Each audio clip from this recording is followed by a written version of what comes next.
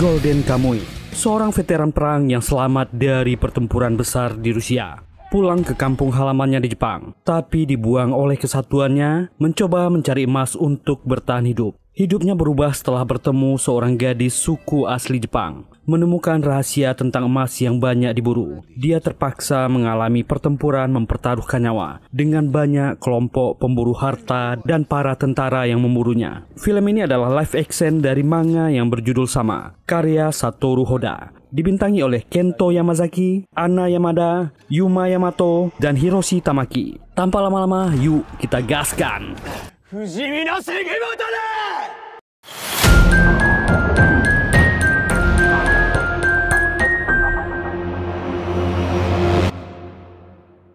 Pada tahun 1904, di tahun Meiji ke-37, pecahlah perang antara Jepang melawan Rusia. 130.000 tentara Jepang dikerahkan demi bisa merebut pangkalan Angkatan Laut Rusia, Port Arthur. Ada 60.000 tentara Jepang dan 40.000-an tentara Rusia yang meninggal dan terluka parah. Hampir tak ada yang kembali hidup-hidup dari medan perang itu, dan masih ada ratusan tentara Jepang yang bertahan di garis depan. Keadaan mereka dehidrasi dan kelaparan. Pria ini bernama Sugimoto. Dia berperang bersama sahabatnya Toraji. Pasukan Rusia mulai menembak dengan meriam. Komandan tentara Jepang memberi komando.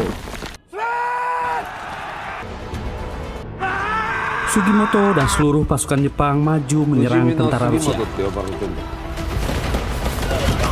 Sugimoto tertembak di lehernya. Dia masih berdiri. Dia mengambil granat dan melempar ke arah tentara Rusia. Pertempuran terjadi di mana-mana. Pasukan Jepang yang menyerbu banyak yang menjadi korban. Sugimoto terus berlari sampai ke pangkalan musuh. Dia melompat dan sampai ke tempat persembunyian. Dia terkepung dan melawan puluhan tentara Rusia sendirian. Orang ini sangat gila.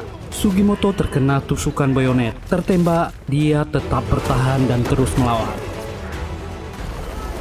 Akhirnya bom meledak di dekat Sugimoto. Anehnya dia berhasil selamat walaupun terluka parah. Pemuda ini berteriak mendeklarasikan dirinya sebagai Immortal Sugimoto. Hanya dia yang selamat dan berhasil pulang dari medan pertempuran. Inilah Golden Kamuy.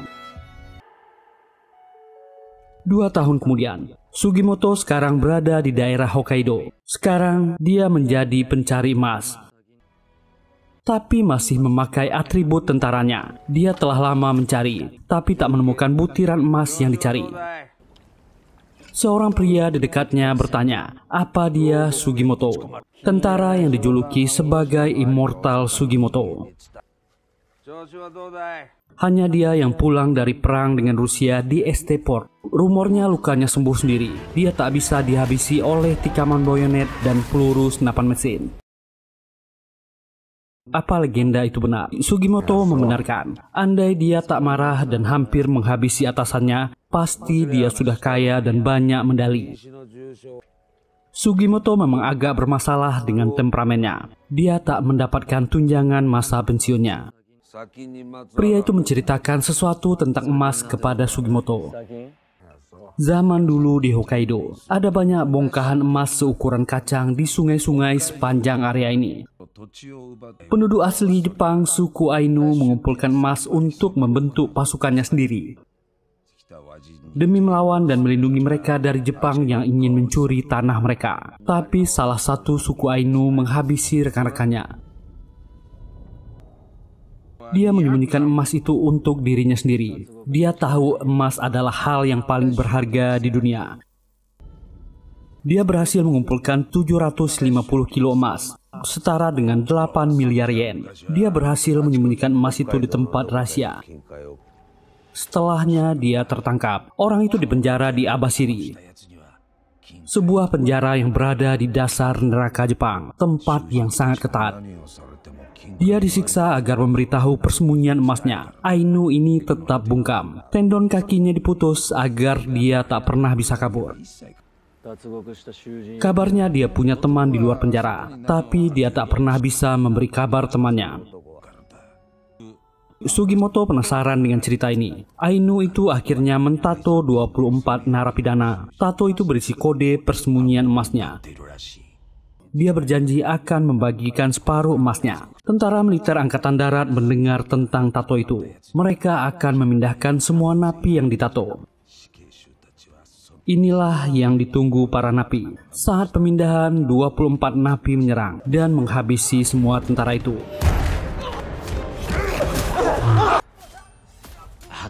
Para napi itu lalu menghilang di dalam hutan. Sugimoto penasaran kabar tentang napi itu dan emasnya. Pria itu menjawab dia tak tahu dan kembali tidur. Sugimoto merasa itu cuma bualan saja. Sugimoto kembali teringat saat dia perang. Dia bisa selamat berkat temannya. Toraji meninggal bersama tentara Rusia dengan bom di tubuhnya. Tiba-tiba pria yang tidur tadi menodongkan senapan ke Sugimoto. Sugimoto menduga pria ini meragukan dia bisa hidup abadi. Pria ini mengatakan dia salah bicara tentang emas Ainu. Sugimoto menyerang pria ini, merebut senapannya. Pria itu segera kabur. Sugimoto tak menembaknya. Dia berpikir, bisa saja pria itu adalah salah satu dari narapidana Abashiri yang memiliki tato kode di tubuhnya. Sugimoto mengikuti napi itu, tapi dia sudah tewas. Dari luka-lukanya, pasti dia diserang oleh beruang coklat. Sugimoto membuka bajunya, melihat tato kode di tubuhnya. Sugimoto pun kini yakin dengan cerita napi ini. Orang ini adalah buronan penjara Abashiri. Sugimoto membawa mayatnya. Dia melewati lubang persembunyian beruang coklat. Pemuda ini melihat anak beruang. Sugimoto tak sadar beruang coklat besar mendekatinya. Beruang ini mengejarnya. Dia berlari menghindari serangan. Sugimoto terdesak karena sambil membawa mayat, dia terkejut. Tiba-tiba sebuah panah melesat mengenai tubuh si beruang. Ternyata seorang gadis Ainu memanah beruang coklat itu. Dia kaget melihat wajah gadis ini. Dia cantik sekali. Gadis ini mendekat memastikan keadaan beruang coklat. Panahnya mengandung racun yang kuat. Beruang coklat itu sudah mati. Gadis ini sibuk membersihkan mayat si beruang, mengangkat panahnya. Dia ingin mengambil dagingnya. Gadis ini bertanya tentang mayat yang dibawa Sugimoto. Pemuda ini menjawab, mayat ini adalah korban si beruang coklat. Gadis ini melanjutkan pekerjaannya, mengambil daging beruang. Gadis ini berkata, banyak beruang di sini akan lebih agresif setelah hibernasi. Gadis ini menyarankan Sugimoto agar meninggalkan mayat itu. Beruang coklat tak akan pernah melepaskan makanannya. Dia akan mengejar Sugimoto. Sugimoto punya alasan untuk harus membawa mayat ini. Gadis ini menyarankan Sugimoto harus bertarung dengan beruang. Akhirnya Sugimoto memutuskan membuka rahasianya, menceritakan tentang emas yang disembunyikan. Tato di badan napi ini adalah petunjuknya. Gadis ini langsung percaya cerita itu karena ayahnya menjadi korban pengkhianatan itu. Gadis ini mau membantu Sugimoto, tapi dia harus menurutinya. Hari sudah malam. Dia memerintahkan Sugimoto mencari kulit kayu burja karena menyimpan banyak minyak dan bertahan lama saat dibakar. Dan bisa digunakan sebagai obor. Mereka akan memasang mayat sebagai umpan, lalu memasang perangkap beruang. Gadis ini memeriksa tato di tubuh mayat. Dia mengenali tato ini. Ini tato khas orang Ainu. Yang harus Sugimoto tahu, orang Ainu itu tak pernah ingin membagi emasnya. Dia berniat menguliti tubuh orang ini. Sugimoto segera mengumpulkan kulit kayu. Dan beruang sudah mendekat di belakangnya. Beruang ini menyerangnya, mencabik-cabik tubuhnya. Api unggun padam. Gadis ini bersiap menembak dengan bantuan cahaya bulan. Dia berhasil mengenainya. Tapi itu belum cukup menghabisinya. Beruang itu berlari menyerang si gadis. Keadaan di sana sangat gelap. Tiba-tiba ada serigala putih yang menyerang si beruang. Terjadilah gelut antara beruang coklat dan serigala putih. Sugimoto membantu menembaki beruang coklat. Beruang itu berniat kabur ke kegelapan hutan. Dia terhalang. Sugimoto langsung menyerangnya. dan tubuhnya tertimpa beruang coklat. Gadis ini memeriksanya. Sugimoto ternyata berhasil menghabisi beruang itu. Gadis ini memujinya. Dia cukup tangguh sebagai orang Jepang. Kembali dia terpana ketika gadis ini mengulurkan tangan membantunya. Sugimoto menyebutkan namanya. Gadis ini bernama Ashirpa. Mereka berkenalan secara resmi. Mereka melanjutkan malam yang panjang itu dan bercerita tentang banyak hal. Ayah Ashirpa meninggal 5 tahun yang lalu dan banyak penduduk Ainu yang lain. Semuanya dihabisi pria itu. Ashirpa baru tahu orang itu masih hidup di penjara. Gadis ini menyerahkan empedu beruang untuknya. Itu bernilai banyak uang. Ashirpa penasaran kenapa Sugimoto mencari emasnya. Sugimoto hanya ingin kaya. Dia meminta bantuan Ashirpa, membagikan pengetahuannya. Jika emas itu ketemu, orang itu akan dieksekusi di penjara dan dendamnya terbalaskan. Sugimoto mengambil tato napi itu. Ashirpa mau membantu, asal Sugimoto berjanji tidak mencabut nyawa orang. Mereka sepakat untuk bekerja sama.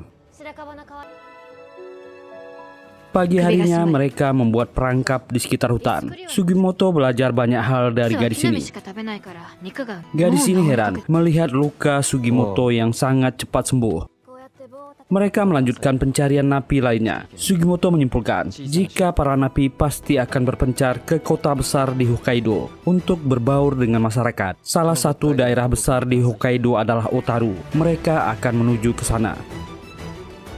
Kota Otaru terlihat di kejauhan. Mereka memasukinya. Ashirpa bertanya di mana mereka mulai.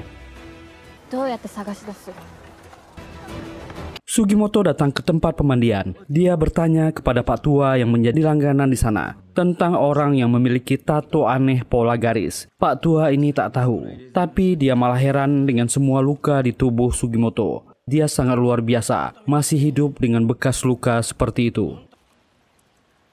Ashirpa mendatangi tempat hiburan geisha. Dia menanyakan tato pola ke seorang gadis di sana. Tiba-tiba seorang pria paruh baya mengganggunya. Dia heran ada gadis Ainu datang ke kota ini dan berniat menjualnya. Ashirpa memberinya pelajaran. Sugimoto yang baru datang juga menghajar dan memitingnya. Mereka bertanya tentang tato pola aneh. Orang ini menjawab jika ada orang lain yang juga menanyakan hal yang sama. Ada seseorang dari kejauhan yang memperhatikan Sugimoto dan Ashirpa.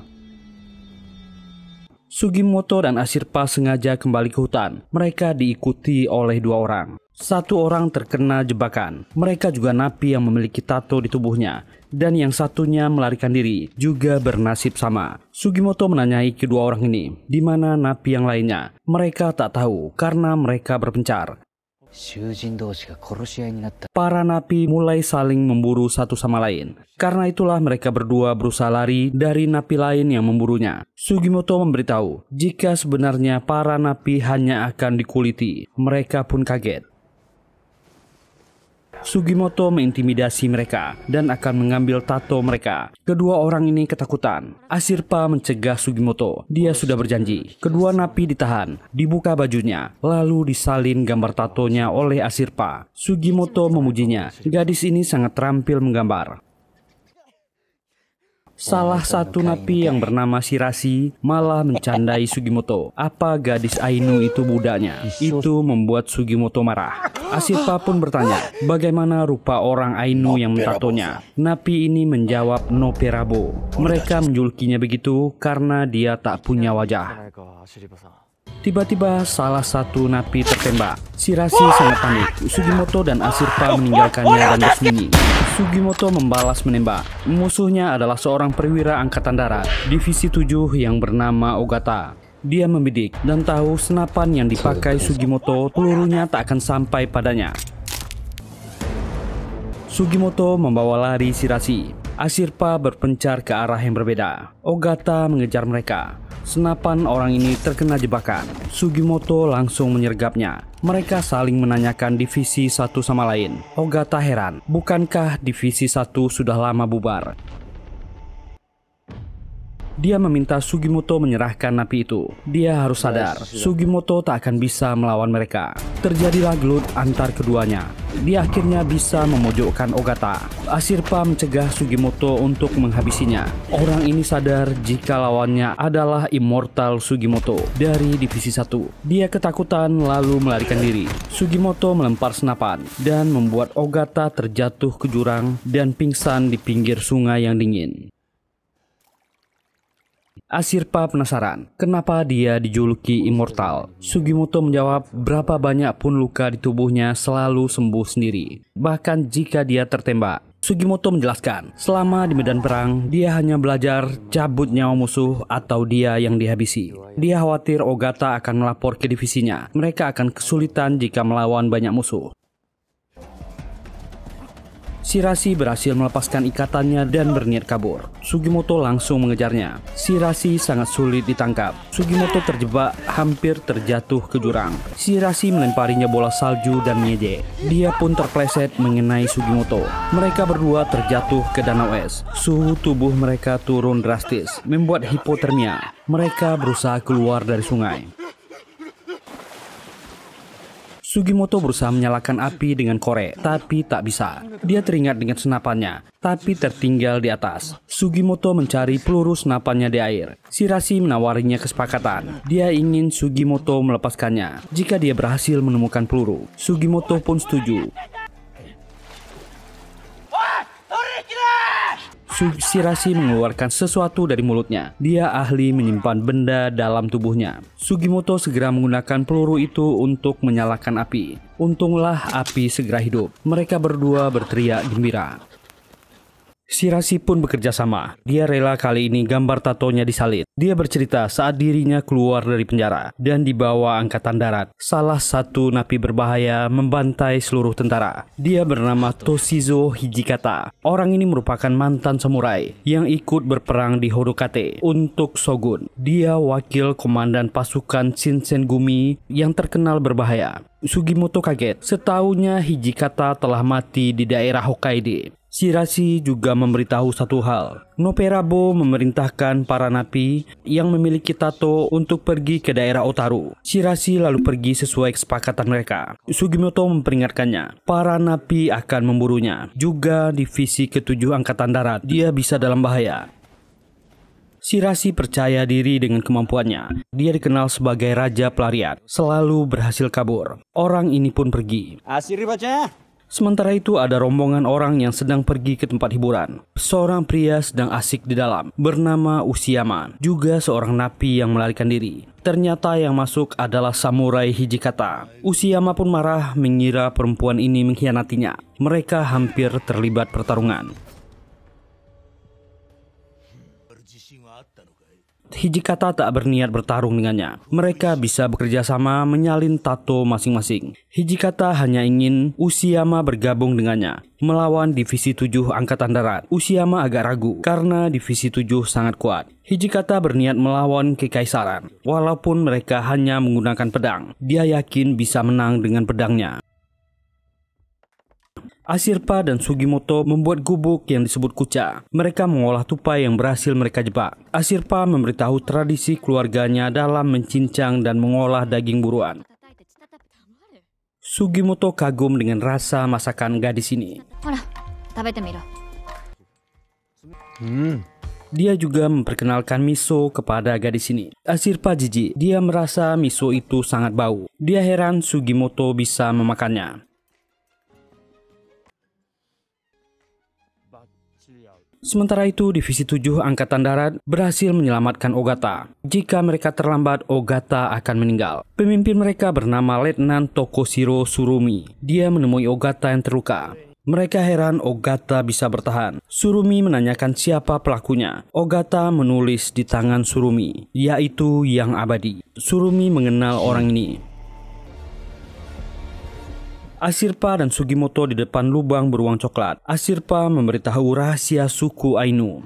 Beruang coklat tak akan menyerang orang yang memasuki sarangnya. Dulu hanya ayahnya saja yang berani melakukan ini. Tiba-tiba Asirpa melihat kilauan cahaya di kejauhan. Itu teropong. Sugimoto mengajak Asirpa lari dari sana. 4 perwira dari Divisi 7 memantau mereka. Mereka curiga melihat kedua orang ini dan mengejar. Asirpa mengajak Sugimoto bersembunyi di hutan. Sugimoto menyuruh Asirpa untuk pergi dulu dan membawa salinan tato yang mereka miliki. Jika tertangkap, serahkan benda itu. Jangan melawan. Yang diincar Divisi 7 adalah dirinya. Tentara Divisi 7 membagi tugas. 3 orang mengejar Sugimoto, sementara yang satunya mengejar Asirpa. Dia berhasil menemukan gadis ini yang bersembunyi di atas pohon. Menyuruh Asirpa turun. Dia berjanji tak akan menyakitinya. Asirpa menyembunyikan kulit tato di atas pohon. Saat dia melompat, bungkusan itu jatuh. Orang ini memeriksanya. Dia heran kenapa Asirpa punya barang ini. Orang ini jadi waspada dan menyuruh Asirpa menjatuhkan semua senjatanya. Saat itulah serigala putih menyerang. Sementara itu Sugimoto terkejar. Tentara Divisi 7 bertanya kenapa dia melarikan diri. Menyuruhnya menjatuhkan senjatanya. Mereka mendekat. Sugimoto beralasan dia takut dikejar Divisi 7 karena dia berburu secara ilegal. Dia juga memakai orang Ainu sebagai pemandu. Mereka bertanya apa melihat orang yang mencurigakan. Salah satu teman mereka terluka. Tapi salah satu tentara mengenali Sugimoto dari bekas lukanya. Dia adalah Immortal Sugimoto. Mereka langsung mengangkat senjata. Inilah orang yang melukai teman mereka. Berteriak menyuruhnya menyerah. Sugimoto langsung melompat ke sarang beruang.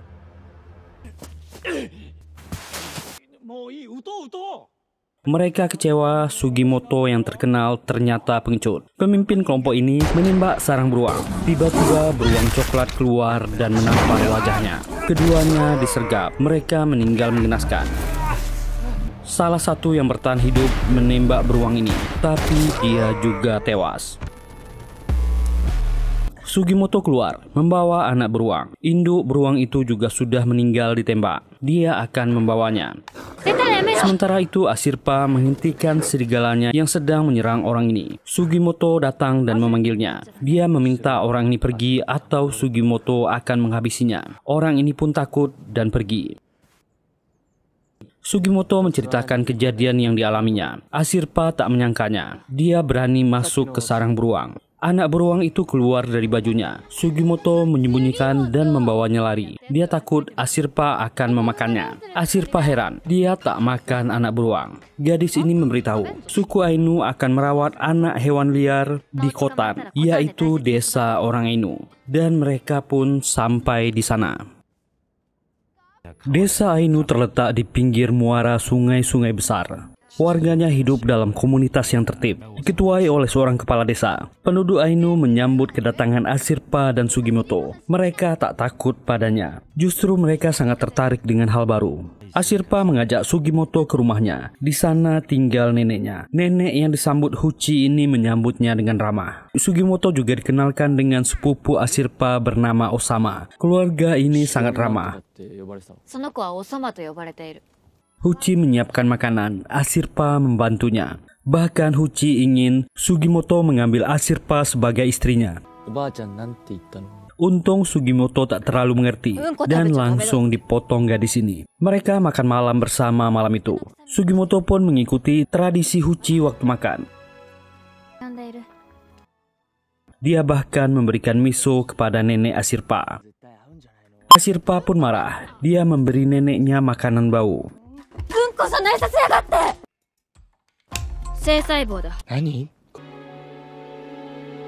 Asirpa dan Osama tertidur. Sugimoto didatangi pamannya yang juga kepala desa. Dia senang bisa melihat Asirpa bisa tersenyum kembali. Sugimoto pasti orang baik. Asirpa jarang tersenyum setelah kematian ayahnya. Sebenarnya paman ini tak setuju mereka mencari emas. Emas itu terkutuk dan memakan banyak korban.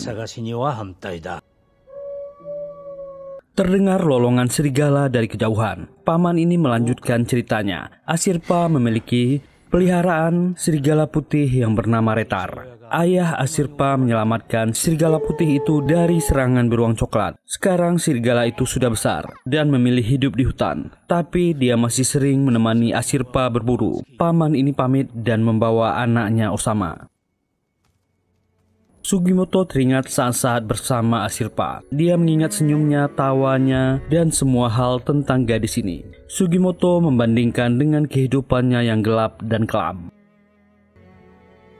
Nenek Huchi memegang tangan Sugimoto. Dia mengucapkan kalimat dalam bahasa Ainu, mendoakan yang terbaik untuk Sugimoto dan Ashirpa. Malam itu Sugimoto memutuskan meninggalkan desa Ainu. Dia tak ingin Ashirpa dalam bahaya jika bersamanya.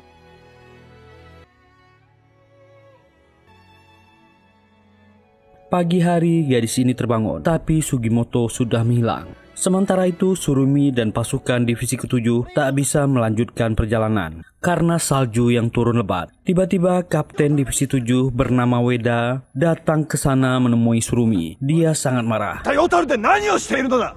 Surumi membawa anak buahnya ke Otaru tanpa perintah darinya. Bahkan ada anak buahnya yang meninggal. 4 orang hilang. Dia sangat marah. Dia tak pantas menjadi letnan di Divisi 7. Memaki dan menunjuk Surumi. Orang ini langsung menggigit jari Kapten Weda. Kapten Weda memerintahkan bawahannya, Sukiyama, menembak Surumi. Orang ini mengangkat senapan, tapi dia justru menembak kaptennya sendiri. Semua pasukan Divisi 7 lebih mempercayai Surumi sebagai pemimpin mereka, apalagi dengan iming-iming emas. Sementara itu di kota Otaru, Shirashi sangat senang kini dirinya bebas. Dia ingin masuk ke banyak tempat hiburan. Tiba-tiba Shirashi bertemu dengan Ushiyama, rekan sesama napinya. Ushiyama berhasil menangkapnya. Shirashi ternyata jago melarikan diri dan dia dikejar, tapi malah bertemu dengan tentara Divisi ke-7. Para tentara ini curiga padanya. Shirashi berpura-pura diganggu di tempat pemandian umum dan dikejar orang yang memiliki tato. Para tentara ini kaget. Ushiyama berlari ingin menangkap Shirashi. Tentara Divisi 7 tentu langsung menembakinya. Orang ini sangat kuat dan menerjang para tentara ini. Dia kembali mengejar Shirashi. Tiba-tiba ada tembakan dari arah lain. Hijikata dan anak buahnya menembaki tentara Divisi ke-7. Terjadi baku tembak di sana. Shirashi memanfaatkan momen untuk melarikan diri. Ada granat yang terlempar di dekatnya. Shirashi membuangnya, tapi nasib orang ini beruntung. Dia berhasil selamat dari ledakan.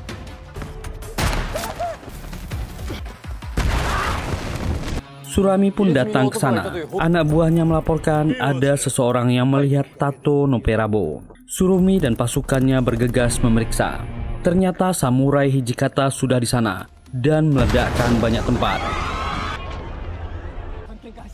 Tidak ada tato di tubuh mayat yang dilaporkan. Surumi mendapat laporan ada ledakan lagi di distrik keuangan lantai 2. Dia menduga kekacauan ini hanya pengalihan. Orang-orang itu pasti ingin masuk ke bank. Surumi sampai di bank yang baru saja terjadi ledakan. Dia masuk ke dalam, keadaannya sudah berantakan. Petugas bank memberitahu mereka menyimpan uang, obligasi, karya seni, dan koleksi pedang kuno. Surumi langsung menduga tujuan kelompok Hijikata. Surumi membuka jendela. Pak tua ini berhasil mendapatkan pedang. Dia menembaknya. Dan Pak tua ini membalas, lalu melarikan diri dari sana. Surumi sangat marah.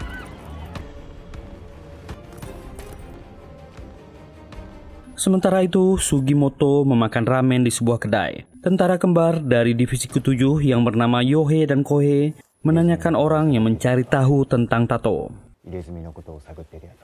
Pemilik kedai menunjuk Sugimoto. Sugimoto langsung menghajar kedua orang ini. Pasukan Divisi ke-7 yang berada di depan kedai menyerangnya, tapi mereka dikalahkan. Akhirnya Sugimoto ditodong dan dihajar dengan senapan oleh para tentara ini. Saat itulah Surumi datang dan meminta bawahannya membawa orang yang mencurigakan ini. Shirashi kebetulan di sana melihat Sugimoto yang ditahan. Surumi menginterogasi Sugimoto. Sugimoto tak mengaku dirinya adalah immortal Sugimoto. Walaupun para tentara ini menodongkan senjata padanya, Surumi terus melemparkan pertanyaan yang mendesaknya. Sugimoto tetap membantah. Orang ini mengaku pernah melihat Sugimoto di Port Arthur. Dia sangat yakin. Surumi bertanya di mana dia menyembunyikan kulit tato yang didapatkannya. Sugimoto tetap diam. Surumi ingin membuktikan orang ini adalah si abadi. Dia langsung menusuk pipinya. Dia memuji Sugimoto dan mengajaknya bekerja untuknya. Sugimoto menanyakan rencana Surumi. Orang ini ingin mendanai pasukannya, lalu menguasai seluruh divisi angkatan darat. Dia akan mengunduli hutan dan menanam opium. Anak yang telah kehilangan orang tua, istri yang telah kehilangan suami, dan suami yang kehilangan anaknya di medan tempur akan dipekerjakan. Mereka akan membentuk pemerintahan militer. Perang ini belum berakhir. Dia kecewa dengan kekaisaran. Dia menunjukkan sesuatu. Dia menemukan emas ini di penjara. Noperabo pasti melelehkannya dan membuat koin. Emas ini benar-benar ada. Tapi Sugimoto menolak. Dia tak bisa bergabung dengannya. Yohei dan Kohei ditugaskan untuk mengorek informasi. Mereka akan menyiksanya. Sugimoto memprovokasi mereka dan menyerang mereka.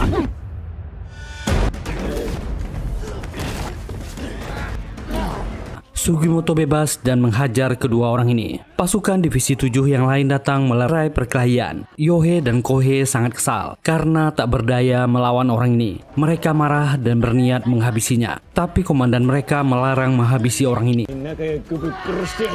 Sementara itu, Ashirpa meminta bantuan serigala Retar untuk mencari jejak Sugimoto dengan kaos kakinya. Retar justru menemukan Shirashi yang sedang tidur. Kaos kaki Sugimoto tertukar dengan milik Shirashi saat mereka menghangatkan tubuh di depan api unggun. Orang ini sangat kaget melihat serigala. Ashirpa segera memukulnya. Shirashi menduga Ashirpa dikhianati Sugimoto. Dia tertawa. Retar segera menggigit kepalanya. Shirashi pun memberitahu jika Sugimoto dibawa ke markas divisi ke-7. Ashirpa meminta Shirashi membawanya ke sana. Shirashi menolak. Mungkin mereka sudah terlambat. Ashirpa mengancam dengan panah beracunnya. Shirashi pun menunjukkan tempatnya. Dia naik ke atas dan melihat keadaan Sugimoto. Dia masih hidup.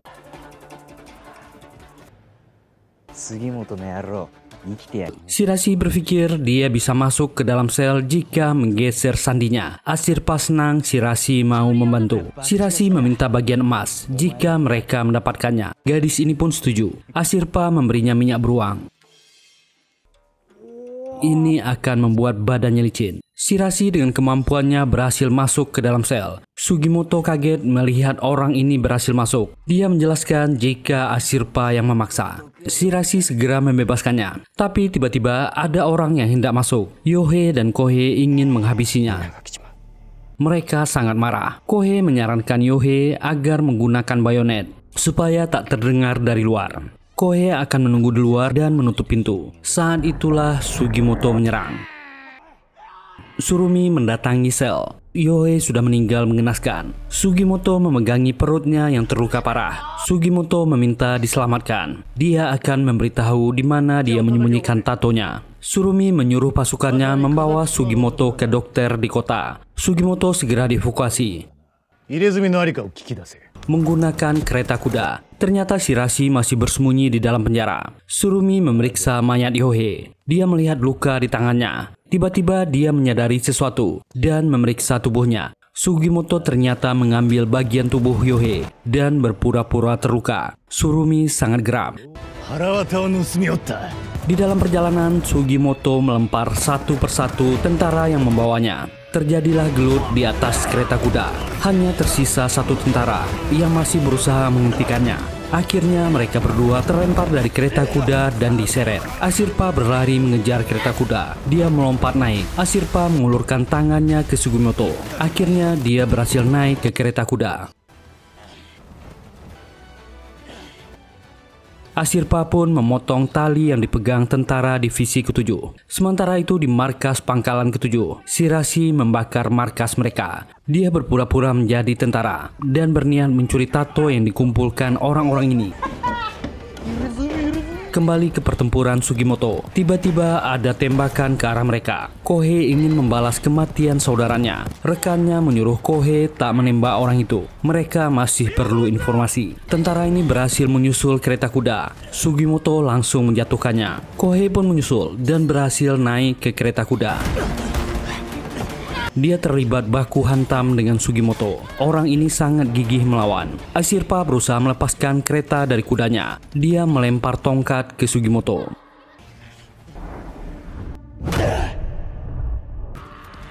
Sugimoto berhasil melompat ke atas kuda. Kereta kuda itu terlepas, menabrak tumpukan salju. Dari belakang, Surumi mengejar. Dia membidik mereka. Ashirpa melepaskan anak panahnya. Kuda Surumi jatuh. Surumi berlari mengejar, tapi kedua orang ini berhasil meloloskan diri. Orang ini sangat kesal. Surumi kembali ke pangkalan. Dia sangat kesal markas mereka terbakar. Anak buahnya meminta maaf. Api sangat cepat menyebar. Mereka tak bisa menyelamatkan tatonya. Surumi mengatakan tatonya aman. Ternyata kulit tato itu dijahit dan dipasang di tubuhnya. Shirashi yang menyamar melihat itu. Pantas dia tak menemukannya. Dia segera kabur dari sana. Sugimoto dan Ashirpa sampai di hutan. Sugimoto mengambil tato yang telah dia sembunyikan. Dia menyesal pergi meninggalkan Ashirpa. Akhirnya dia malah diselamatkan. Mereka berdua tersenyum. Tiba-tiba gadis ini memukul Sugimoto. Ashirpa telah kehilangan ayahnya. Dia tak mau kehilangannya lagi. Dia berharap bisa menemukan jawaban dengan membantu Sugimoto menemukan emasnya. Tapi Sugimoto justru menganggapnya bocah. Gadis ini marah. Sugimoto tak percaya padanya.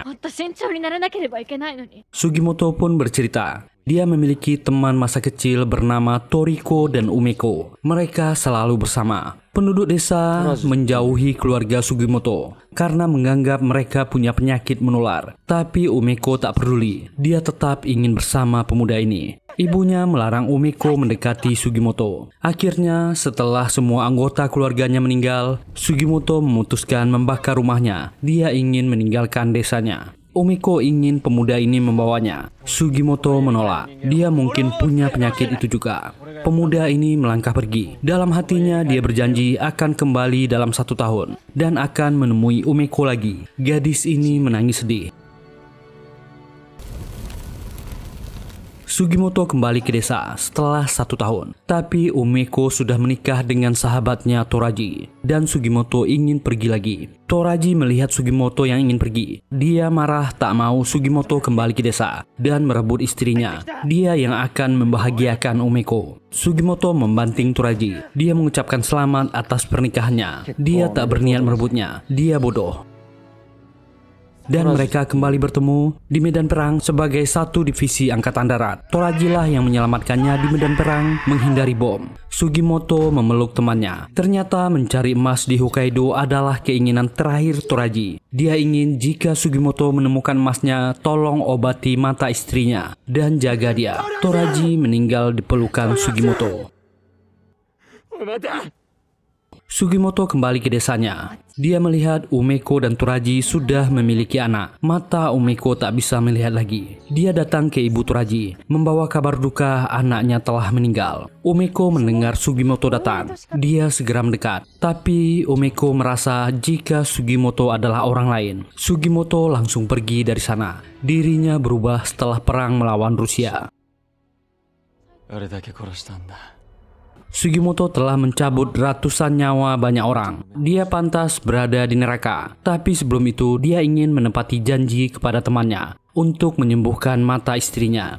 Itulah alasannya kenapa dia mencari emas. Ashirpa pun mengatakan pepatah ayahnya, tak ada yang berasal dari surga tanpa tujuan. Sugimoto bisa selamat dari perperangan, dia pasti punya tujuan. Ashirpa berjanji akan membantu Sugimoto mendapatkan emasnya. Pak tua Hijikata mendapat bantuan dana dan senjata Rusia dari temannya, mantan Shinsengumi yang bernama Nagakiri. Ushiyama kini paham tujuan Hijikata. Dia ingin membentuk Republik Ezo kembali, di mana para samurai berkuasa. Ushiyama sempat salah paham, nilai emas itu cuma 8 miliar. Itu tak cukup untuk tujuannya. Hijikata membantah. Noperabo memberitahu emas itu senilai 800 miliar. Sementara itu, pasukan Divisi 7 juga diberi bantuan oleh pihak barat. Karakter-karakter baru diperlihatkan. Hokkaido akan menjadi medan pertempuran yang baru.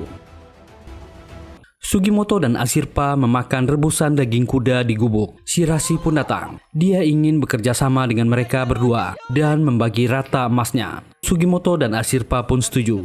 Ashirpa baru menyadari makanannya sudah ditambahkan miso. Kedua orang ini pun mengajari gadis ini bagaimana cara menikmati makanan dengan telur. Ashirpa memberanikan diri untuk memakannya. Dia terkejut ternyata masakan yang ditambahkan miso sangat enak.